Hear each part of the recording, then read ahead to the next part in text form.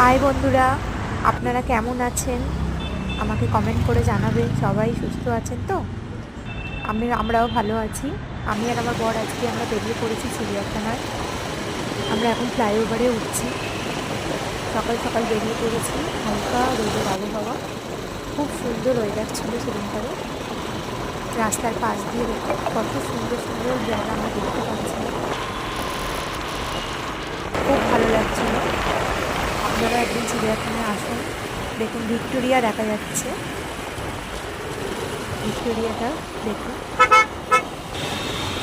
সেদিন প্রচুর জ্যাম ছিল, প্রচুর রাস্তার লোক ছিল।